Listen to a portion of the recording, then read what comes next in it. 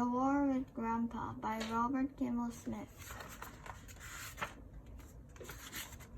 Chapter 1. Peter Stokes' True and Real Story. This is the true and real story of what happened when Grandpa came to live with us and took my room, and how I went to war with him and him with me, and what happened after that.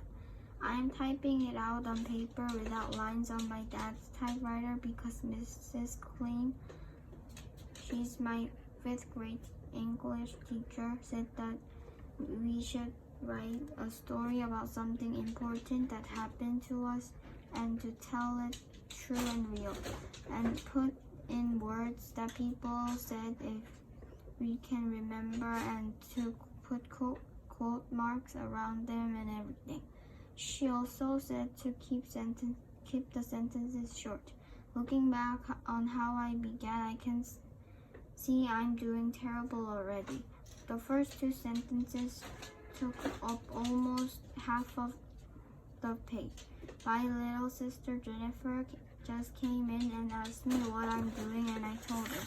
She told me to put Pac-Man in the story and maybe Wonder Woman. She watches reruns of every afternoon on Channel 6.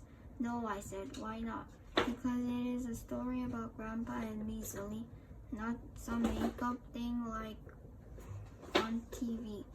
Could it have a horse in it? She asked. Jennifer loves horses a lot. She cuts pictures of them out of the magazine and tacks them up on the wall in her room. No horses. A magic fairy? No. I bet it's gonna be a stupid story, she said. Jennifer was wearing a Pac-Man cap, her Superman t-shirt, a jeans belt that said jeans on it, the sneakers that said left and right on the toes. She looked like a walking billboard. It is gonna be a great story, I said. How does it begin? I don't know. That's what I'm trying to remember when you came marching in. I think it should begin with me, Jenny said, because I found out Grandpa was coming to live here before you even knew about it. Good idea, I said. And put in the story that I am very beautiful with long blonde hair and lovely blue eyes. I just did. Now you'll have a good story, she said. Chapter 2, the beginning. I like to read stories that have lots of chapters that are short, because it makes the book go faster and you always can find your place. So you can bet my story is going to have a bunch of teeny tiny chapters. It began when Jennifer came into my room with that look on her face that usually means she knows something that I don't. That's one thing Jennifer likes best in life, a secret. Not that she is so good at keeping secrets. She is no good at all in that department. In fact, I can usually get her to tell me anything I want because I'm her big brother and she's only a little kid. I know something you don't, Jennifer said. She headed across my room to the broken rocking chair. Don't sit on my rocker, I replied.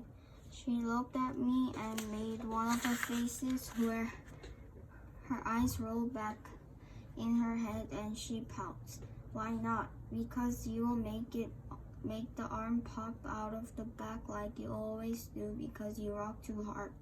I will not, she said, which was a lie. She always breaks my rocker. The rocker used to be in the living room until it broke. My mom was going to throw it in the trash, but I rescued it and brought it up to my room. One of these days, my dad says he will glue the arm really solid so it won't pop out all the time. Jennifer was standing right near my rocker. Don't even touch it, I said before she could. Don't you want to know what I know? Jennifer asked me. I already know everything you know and a whole lot more, I said.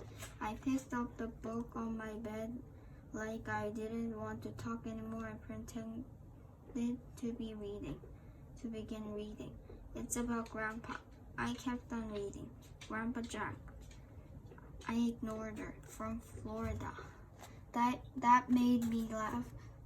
We have only one Grandpa Jack, and he lives in Fort Lauderdale in Florida. I remember him, I said. It's not funny, Peter Stokes, Jennifer said. Grandpa Jack is too lonely down in Florida since Grandma died. So he sold their house and he's coming to live with us, right here in this very house. I heard Mom talking to Dad about it on the telephone. We are supposed to cheer him up, you and me, because his leg is hurting him a lot. And he's very sad about Grandma. Grandpa's coming to live here, I said. Yup, she nodded. I'm glad, I said, and I was. I like Grandpa a lot, but I don't get to see him much because he lives so far away.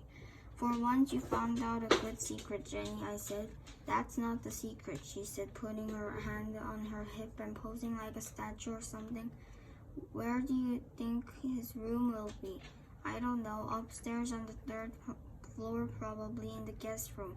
She smiled and put her tongue between her teeth and so it showed. Oh no, she said, that's where you are going. Me. Yup. She smiled at me because I was groaning out loud. You mean Grandpa's getting my room? I can't tell you, Jennifer said. That's the secret.